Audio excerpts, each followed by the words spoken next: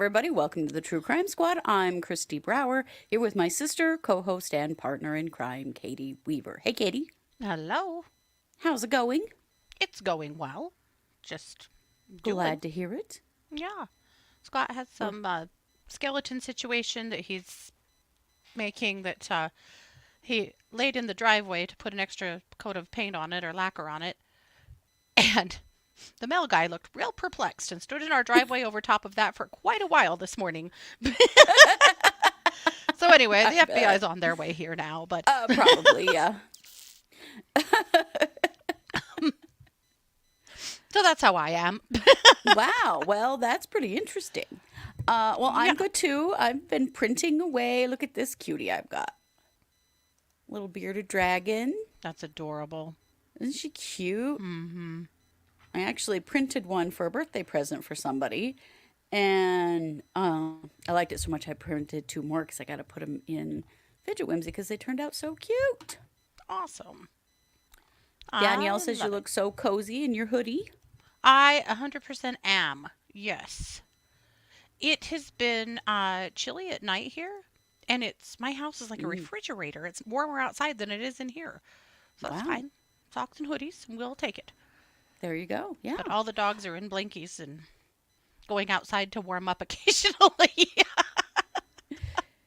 There's this thing. It's called a furnace, and all you got to do is turn it on. No, I don't want to turn it on until October's over. We'll see. I know.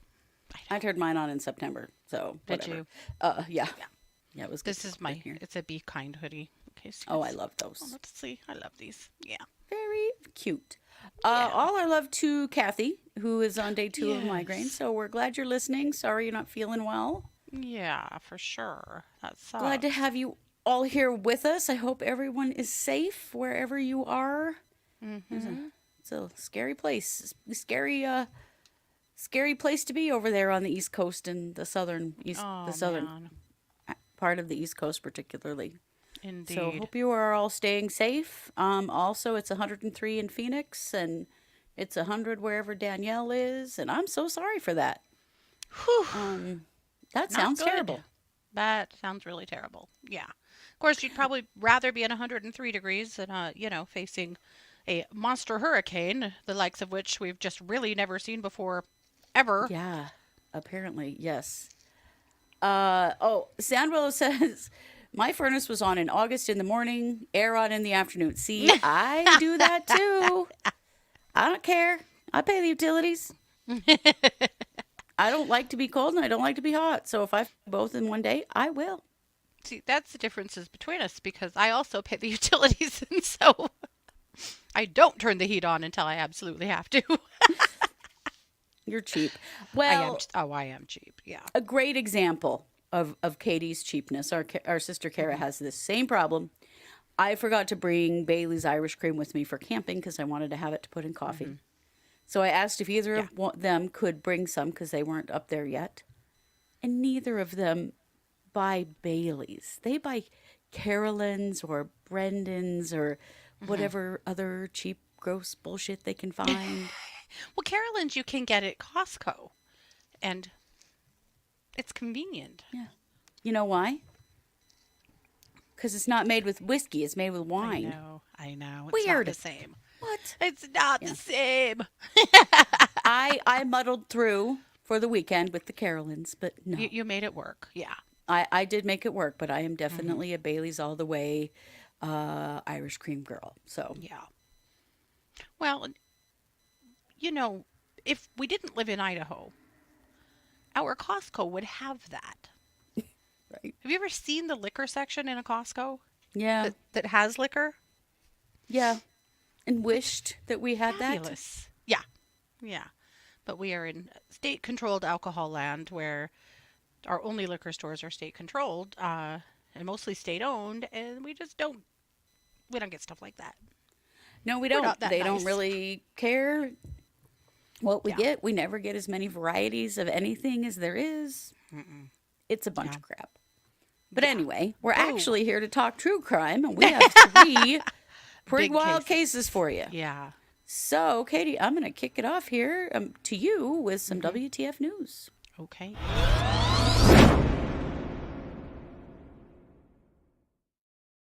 Well, believe it or not, we have another Utah case of a woman killing her husband.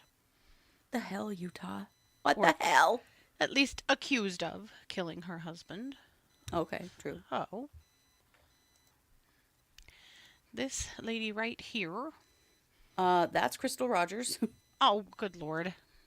Yeah, it is. That's what didn't upload. Ah, I had problems with my Oh, uploads earlier, and now I know why. Oh, sorry, Crystal Rogers. You did not deserve that. Okay. oh, whoops. I was just going to run with it. All right. This is the Matthew Johnson family. His wife's name is Jennifer Gledhill. And Jennifer has been accused of murdering Matthew. Mm. So apparently, she was actually arrested last week on October 2nd, but we've had lots of other true crime going on. I've had this case in my back pocket for a minute. So apparently, Matthew was reported missing or last seen on or about September 20th. So he was in the military and he was on leave and didn't come back. And she just had no idea where he went. Well, then an informant called the police and said, "Yeah, I just talked to Jennifer, and she says that she shot and killed him in his bed." Whoa. So the police start an investigation. They come over to the house. They discover there's a brand new mattress. And then from electronic searches, they discover that a day or two after he had, disappeared, she had ordered a new mattress online. When they moved the mattress, they discovered blood spatter on the slats beneath the bed and a big pool of probably cleaned up, but still able to diagnose or to recognize blood under the bed. Oh boy. So she has been taken into custody. He had already asked for help because he believed that he wasn't safe with her, and the courts had turned him down. So why was he still But he there in was the still house? at the house. Well, I know. children. Children. There's 3 Worried children. about the safety of children. Yep. Now, she told the third party that she buried him in a shallow grave at an undisclosed location before removing and destroying items in the house to cover up the crime. Boy. So, here's the thing. Oh, they also discovered in their investigation that there was evidence collected on the scene suggested a significant cleanup, including bleaching walls and using carpet cleaning supplies. Okay. Oh wow. So they had been talking about divorce since July, but were still together. 3 minor children, 11, 7, and 5. This happened in Cottonwood Heights, by the way, so it's near Salt Lake. Mm-hmm. So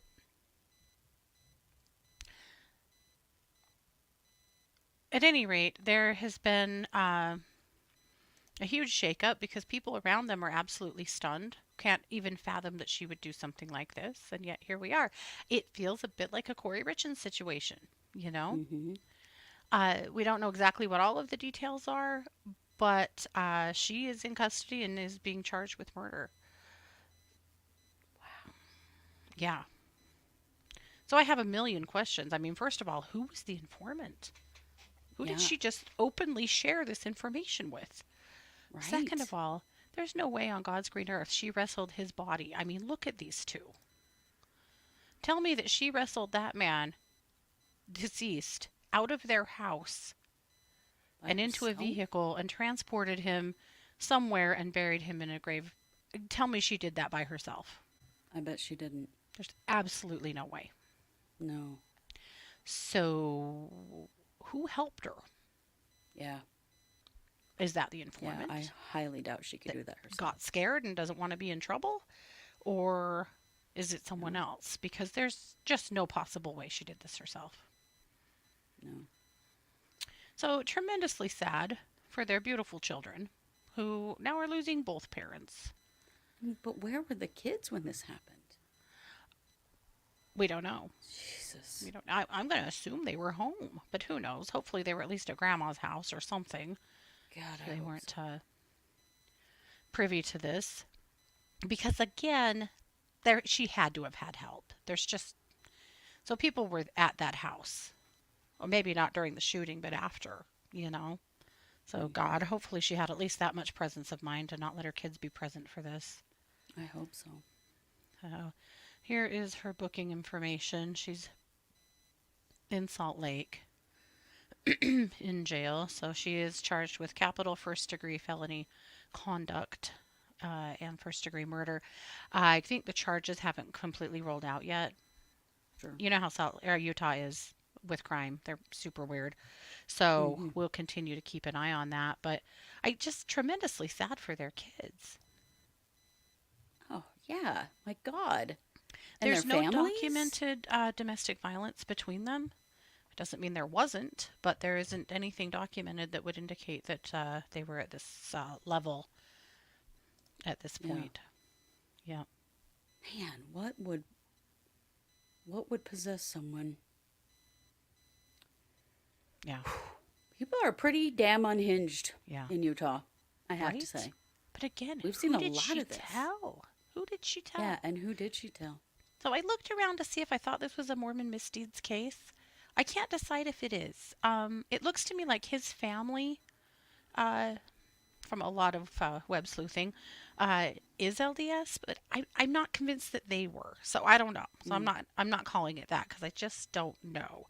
Right, Amy, is it another LDS domestic violence murder? Not sure.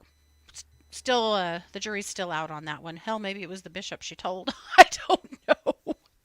I don't know. Right, is man. there a boyfriend?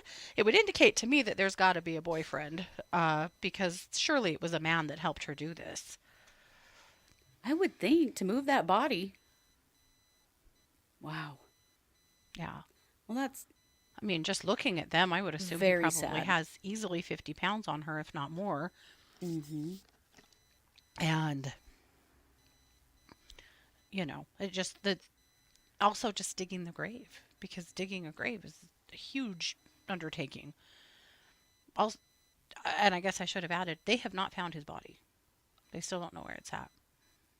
Whoa. Mm-hmm. It's in a canyon somewhere. I mean, It's there's a probably lot of the those in canyon Utah. somewhere. Mm-hmm. Yep, I'll bet you're Wow. right. Yeah. So, Well, I'm very curious about the motive. Me too. You just don't see women commit gun crimes that often. No. It always makes me wonder, like, what? And what was leading him to go for help? He tried to get a civil protection order, didn't he? And they didn't. Well, And they denied it. I don't know. Because Okay. I've read articles that said that she tried to get a civil protection order, and that Oh. because there's no history of domestic violence, the judge didn't grant it. But I also read an article that said that he tried to get a protection order, and the judge wouldn't grant it. So who tried to get a protection order? I'm still not sure, because I've read it both. So And I maybe don't they know. both did. That Maybe they could both also did. be true. yeah, maybe they both did. Yeah. That's interesting, though, that in Utah you have to have a documented history of domestic violence to get a protection order. right. You don't in Idaho. Right. If Yeah. you report that that this person threatened your safety, Yeah. that's all it takes. Well, maybe you don't, but maybe according to this judge, you do. That's I true. wonder if it's just the judge who looked at it and went, "Nah, next." Damn. Yeah. So we'll be keeping an eye on this one and see what happens, and hopefully they do find poor Matthew's body so that they can at I least sure lay hope him so. to rest. For Yeah. his family's sake, yeah. Yeah. Most definitely. Absolutely. Yeah. So, Utah pals, if you want to chime in on this one, we'd love to hear what you have to say. Sure would. Yeah. All right. Well, with that, I'm going to turn it over to you for our main case. Okay.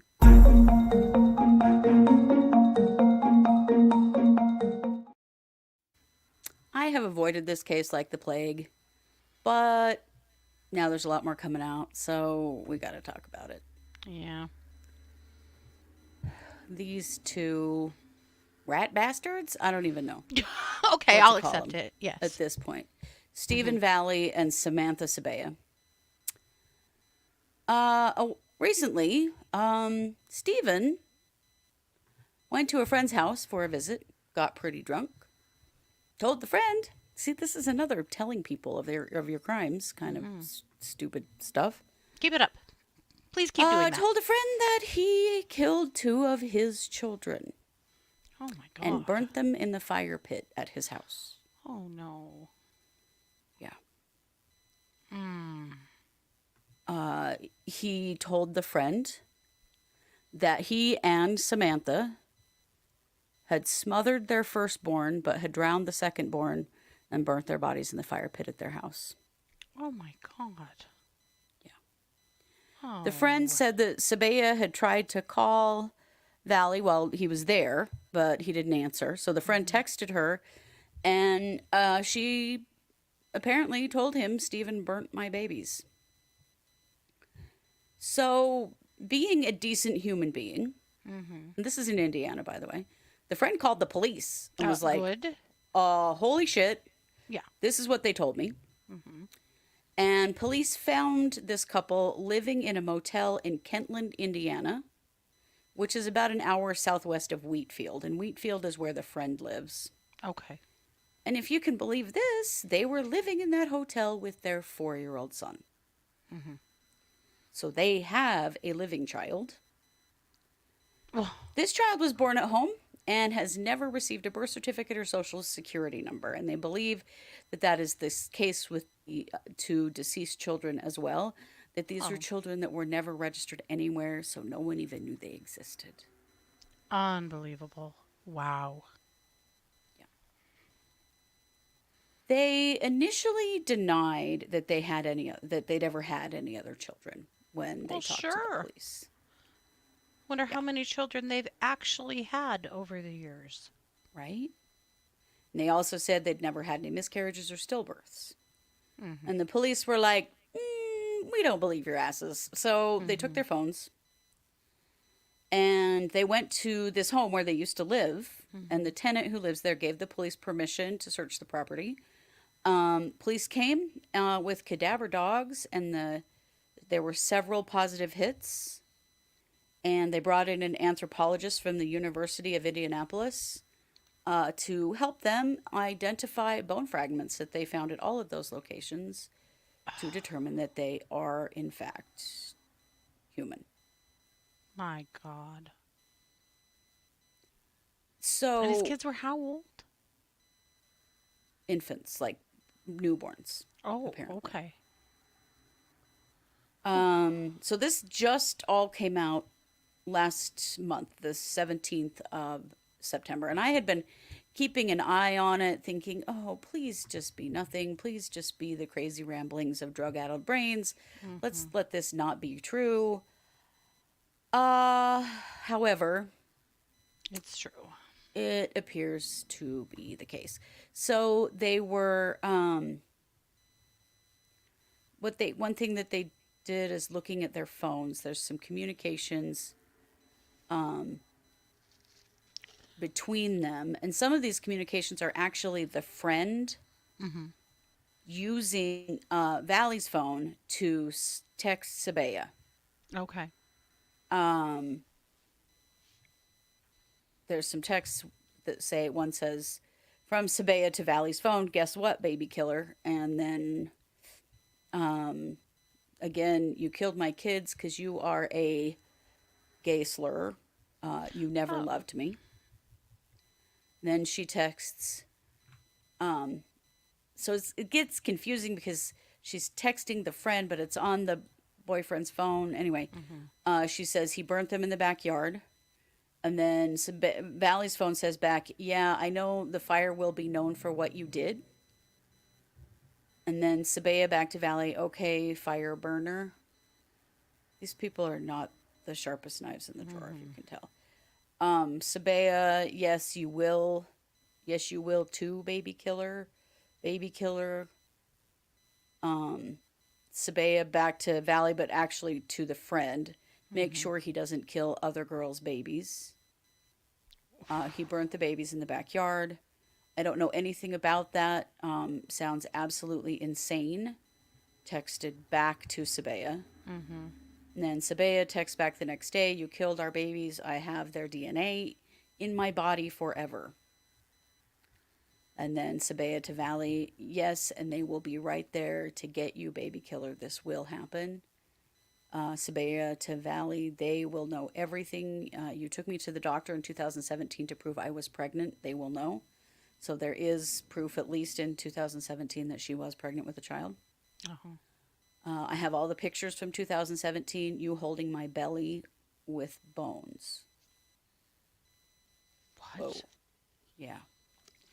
Sebella also used an app to keep logs of her pregnancies in an app called Baby Center on her phone. And there were also dates in her Google Calendar. So there's some evidence that she was documenting her pregnancies. So they at least Right. have some timeline to go on because of that. So on October 3rd, the police confronted Valley with what they knew. So he said that Sebella had given birth to a male child in 2018. He said he came home to find Sebella unconscious with the child between her legs. Said the child wasn't breathing. He told the police that he cleaned up the baby, wrapped him in a blanket, and put him in a box. And then he said he waited 3 days to make sure that the baby didn't come back to life. And then he wrapped him up completely and buried him in the backyard near a shed. Oh, for fuck's sake. What? Oh, my God. I mean, is this just drugs? Is this just insane? Holy shit. So then Valley says that Sebella had a premature girl baby sometime. This is how clueless. Sometime after the male child had died. Well, at least a good 9-10 months, dummy. He says she gave birth in the bathtub, and that the baby was stillborn, and that he took that baby and buried it next to the other baby. And that he said the children had been buried for 3 to 5 years before he dug them up and burned them in a fire pit. Did he do that because they were moving? He did. I don't know. They haven't indicated yet why, but they don't live in that house anymore, so that's very possible. He also said he sifted through the ashes and kept some of the ashes to make a necklace as a memento. Oh, I have so many questions. We all. Yeah. They did admit that they both have battered each other, that there's a history of domestic violence between both of them. So they have been arrested and they're being held with no bond. The prosecutor's office has asked for an extension before filing formal charges. I'm sure they are just trying to figure out what the hell is going on here. But Wednesday, October 9th, which is tomorrow at the latest, there will be official charges. But it looks like the charges are going to be a combination of several things. Hang on, let me pull them up and I'll tell you what we think the official charges are going to be. They're not buying this stillbirth Why would she call him story baby at all. killer over and over and over Right. again if these were Right. both babies that were born dead? Right. So it looks like they'll probably be charged with murder, neglect of a dependent causing death, abuse of a corpse, obstruction of justice, and failure to report a dead body is likely what they will be charged with. Oh, my God. Yeah. Yeah. So, right. Why would she be calling him a baby killer? Also, why would there be a story about smothering one baby and drowning another if they were stillbirths? They're obviously not stillbirths. These were murders. Also, and maybe I'm wrong, and if someone wants to correct me, please do, but depending on how premature a baby is, those little bones don't make up much. Right. And after being buried for 4 or 5 years and then burned in a fire pit, would there really be bone fragments left to find? That was my very same question because infants don't have solid bones, Right. which makes you think they live longer than what they're saying. That's exactly my point. I'm guessing they were older than that. So what? They were fussy. They were babies who had Hmm. needs.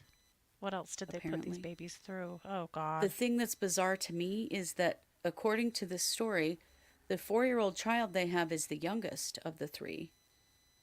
And why is he still alive? And damn, is he lucky they've got a hold of him now? Yeah, Poor little thing. yeah. Uh, wow. Just fucking wow. Jeez. Oh, when I said they found a lot of bone fragments. There were Yeah, bone fragments in multiple places in the yard that in the yard. the cadaver dogs indicated on. They found bone fragments in every one of those places, like the ashes had been scattered around. And then, of course, So, the most obvious question is, were there really just two? yeah, I think it's a very legitimate question. Were there only two? Yeah. Has this happened again? I mean, there's so much they've got to And look at now. what kind of condition was the 4-year-old in? Right. Good question. Don't know. All I know is that there is a 4-year-old. I'm sure that child is in care or with a family member or something. But how, oh, this is such a terrifying story in many ways, but one to consider that someone has concealed their pregnancies to the point that no one even knew these children existed. No one That's was really paying sad and attention. scary. No one was checking to see if they were okay. Mm-hmm. No one would have even known. Had he not fessed up, Mm-hmm. no one would have ever known this happened, Yeah. which is terrifying. And it Yep. does lend the question, Yeah. are there others? And how many times has this happened in families where no one even knew a baby was born? No one even knew that a child existed. Yeah. Because clearly she Such was just, and also, was she really birthing him at home alone with this dumbass's help? Or right. did she have a midwife or a friend or somebody that was helping her have her babies? Like, she was really just having them at home. I mean, I know women did that for thousands of years. I get that, but still, But currently, people generally don't do that. yeah. So But some of the they may have chatters, other reasons to want to be under the radar too. I don't know. right?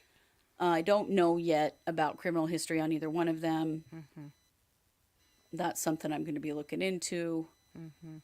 Right? You're right, Christine. If they lived in a hotel, their family have given up. That's a really good point. That's a good point. That Yeah. nobody was around helping them anymore. They couldn't deal with it. Mm-hmm. Amy, So that's a yes, good point too. Sounds like maybe sovereign citizens, preppers off the grid yeah. at a minimum. Right? They're four year Sovereign old. citizens is what I was guessing too. But Hmm. but a couple of these guys suggested drugs too, and that could easily be as well. Yeah. Right. Um. Right, and it's a good question, Lee. What do we know about the woman? This sounds kind of like somebody who was held hostage in a way. I don't know. Agree. If Uh, she were totally innocent in this, why didn't she report? yeah. I mean, he went an hour away to Wheaton to hang out for a couple of days with his friend. Mm-hmm. And that's when they started talking about this. So she really was not held captive. She could have left at that point. Mm-hmm. She was at the hotel. I'm gonna assume she's very low IQ. That my impression is that they both are. Mm-hmm. Looking at their text messages and stuff, yeah, not the brightest bulbs. Mm-mm. This is a horrific story, Yeah, it is. Wow. but I think it's an important one to be aware of that I would also be curious to know what no one even knew their, those babies existed. yeah. I'd be curious to know what their upbringings were like, if they were in the system, if they have a fear of Hmm. CPS and the state in general. That could sure as be. well. That could sure be. Whew. Well, we'll follow Yeah. them through the system and see what happens, see what more information we get as things march forward. But all the love to those poor babies. Yeah. Wow. And hopefully this little 4-year-old ends up in a much better situation than the one they've been in. Yeah. And with It that, seems Katie, like it couldn't get much worse, so oh my I'm God. going to assume yes. Lucky to be alive at this point. I'm going to kick the mic over to Indeed. you for Okay. a crime news update. Yes.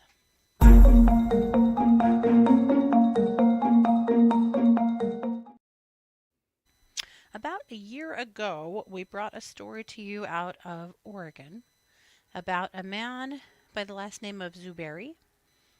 I don't know if you guys remember this case. I'm going to update it for you because his trial started, I believe, today. Jury selection is commencing. So it's this guy right here, Nagasi Zuberi. So Zuberi kidnapped a woman in Washington. He picked up a sex worker and took her to his car and flashed a badge and told her that he was police and that he was going to have to take her in. He put her in leg irons. Well, I think he sexually assaulted her first, then put her in leg irons and handcuffs and started driving hundreds of miles. So she pretty much immediately knew something was really wrong. Partway there, he stopped and assaulted her again. And he drove her clear to Oregon to his home. Before he got there, he stopped and he put a hoodie over her backwards so that her face was covered. And then drove to Klamath Falls, where he lives, and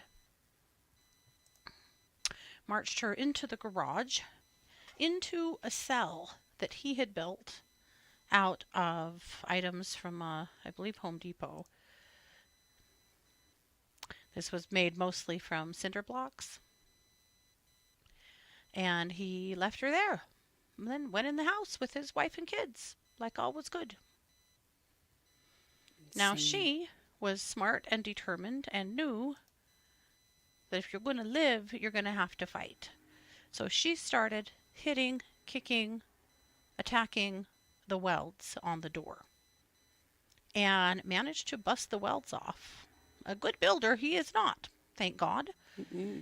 So she managed to bust the welds off, get out the door, and run for it, and get out to the street where she was able to get help. And he was subsequently, a warrant was issued for his arrest. And when the police came to arrest him, he was gone. And he was found the next day in Nevada, in Reno. He'd driven that far with his wife and kids. He was sitting in the front seat of their vehicle with a baby in his lap or a child in his lap, visiting with his wife when the police approached their car. So we knew all of that happened, and that there were going to be charges, of course. These are federal charges because he crossed state lines, multiple times. Well, that's what we knew then. What we know now is that he's also been accused of a second kidnapping. This isn't only one. So there's a second kidnapping that he's also facing a charge for. Another woman, I think another sex worker. He also he has the weirdest, well, here, let's read this. So he's pleaded not guilty to an 8-count indictment that charges him with 2 counts of kidnapping, 2 counts of being a felon in possession of guns and ammunition, 2 counts of being a felon with ammunition, and 1 count of transportation for criminal sexual activity and attempted escape. And then the attempted escape. He had a sharp implement that he was chipping away at the window in his cell, trying to escape from the jail. Really? Yeah. I think he was in Medford in the jail. Yep. So he has a charge for that as well. Mm. This guy has lived in 10 different states, and his DNA is indicating that he's wanted for 4 different sexual assaults in 4 different states besides these charges. Oh my God. He's terrifying. Yeah, he But is. one of the scarier things is that he had told one of the victims, and then also they found in a notebook some notes that he was making, that his intention was to basically kidnap breeders. He wanted women Oh. that he could continue to assault and have forced to have children to build an army. That was the goal, to build an Is his army. wife a victim? We don't know a lot about the wife. I can't say that she is or isn't. I don't know. Wow. I mean, I know he had a cell built in the garage, which Mm. that seems like a hard thing for me to think she didn't know about, you know? Right. But yeah. So, and that's a simplified story. There's quite a bit more to the escape of the victim that he trafficked, across state lines. But that's the Cliff's Notes of the story, because we've told this story before. But his trial is starting, and so the federal government is coming at him with both barrels. So we're going to track that trial. We won't be streaming it because it's federal, so we won't have cameras in the courtroom, of course, due to that. But we are going to keep an eye on it, and we'll keep you abreast of that one. But it's scary to For sure. think that this guy has dashed all over the country committing crimes, It's terrifying. owning firearms that he wasn't supposed to have, planning to build a fucking army of his own children from his victims. Like, what the hell? He had plans to build Yeah. an underground bunker and fill it up with women and children. Oh my God. My other question, and this was my biggest question about Zuberi when this first came out, and it's still my question, and I'm hoping the trial answers it. Where the hell did he get his money from? Yeah. Was he actually working? Like, how was he affording the cars, the homes, the many moves, the children? Where did Right. his money come from? It's an expensive world. Probably And his he wife. wasn't, maybe, yeah, he wasn't, didn't seem to be living in poverty, so, and yet he was out doing stuff like this. So where did his money come from? It's a great question. Yeah. Sand Willow says that's the way to build an army if you're extremely patient. Right? Right. Like, Yeah. the whole thing's insanity. Mm-hmm. Yeah. Yeah.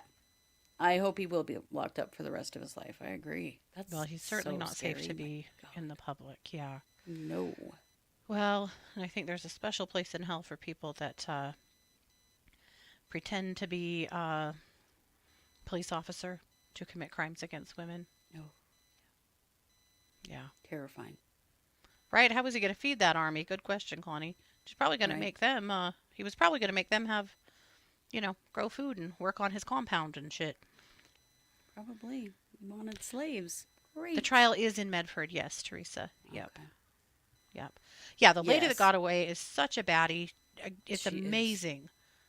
Also, his cell must have really sucked, Uh, but Yeah. she was determined not to die in there, and so she fought her way out. So, and obviously saved her own life and probably lives of countless others. So, Right? yep, good on her. Absolutely. Well, I said he trafficked her because he took her across state lines. He essentially kidnapped her and trafficked her to another place. Yeah. How do you keep up with a federal case? Well, short of going to trial every day, for us, we pretty much have to find a reporter that's in the courtroom and read their notes every day. It's about all you Yep. can do. Mm-hmm. Yeah. Yeah. Usually somebody's reporting on it that you can find. Yeah. Yeah, not a great planner in general. Oof, I'll tell you, he would go to public places like shopping malls, grocery stores, stuff like that, and get his eye on somebody that he liked the looks of. He would get pictures of them, of their car, of their license plate, and of their home. He had, dare I say, notebooks full of women. Oh my God. Hmm. That is so scary. Yep. There's many women out there who have no idea that he had his eye on them, at least at some point, thinking that he might be a part of his enterprise. Yeah. Yeah. Wow. Yep. Yeah. Super scary. So we will keep an eye on that. It's supposed to be, yeah, sometimes you can get a transcript. That's a good point, Lee. He is supposed to get, there's supposed to be a 3-week trial. I think that I read 50 witnesses potentially. Wow. Yeah. It's a lot. Well, former acquaintances, neighbors, people that know him have all had something to say about him. I bet. Mm-hmm. He seems like the kind of guy that somebody would have something to say about. Yeah. Yeah. Yikes. It is terrifying. Meg says that's terrifying and why I'm super paranoid. Absolutely. Absolutely. I can think of a couple scary situations my daughter had at the Walmart when she lived in Montana, where she felt so Yes. unsafe that she asked an employee to walk her to her car. You know, we should be paranoid. Yeah. We I hate to say that, but it's true. But Diligent, it's very for real. This stuff diligent, is vigilant, aware. Yeah. happening. Yeah. Because it's terrifying to think how many people he had his eye on and knew way more about than you would think. Yeah. Yep. In his notes, he said he specifically needed to seek out women that didn't have any investigations against them and didn't have many ties to other people or any baggage. Mm. So that maybe no one would look for them. Yeah. God. Mm-hmm. Yeah. Yep. Well, see something, say something. Mm-hmm. You can bet some people knew some sketchy shit about this guy. Oh, yeah. Oh, yeah. He's got quite the history. Yeah. But given our other two cases today, where people immediately spoke up with Mm-hmm. information, that's just the only way to go. Yeah. Absolutely. So there you go. Somebody asked if we ever heard what did happen at my kid's house, at the neighbor's house. Not a thing. It just doesn't I exist. don't know. Yep. It's just kind of scary. It's wild. Yeah.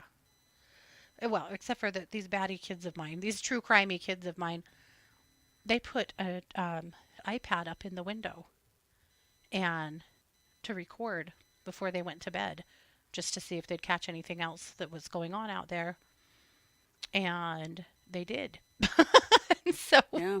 they sent over this video file last night that I spent a long time breaking all of the street noise out of that we did. You're able to hear a brief conversation with the police out in front of their house as this was wrapping up, and also watching some of the vehicles leave, including this really curious white van Mm-hmm. that we're still trying to decide if it's I'm thinking it was probably crime scene investigators. I think so too, most likely. Anyway, yeah, so that's kind of wild too, but nothing that the police, it was like a couple of phrases, but nothing that tells you anything. But Yeah. hmm Well, yeah, maybe someday we'll know. maybe. Yeah. Alrighty. Well, that's what we've got for you. This Yeah. is Tuesday. We will be back tomorrow, Wednesday night at 6 p.m. Mountain for case updates. So Yeah. you don't want to miss that. There's lots of action going on in the crime world, as there always is. So we'll have all kinds of stuff for you tomorrow night. And if you missed it, we put out an episode yesterday where we talked about the Lori Vallow Colby interview. Definitely worth a watch if you haven't already. So check Yeah. that out. Most definitely. And Yeah. you know it. We are the True Crime Squad. Thanks for being here. Take care.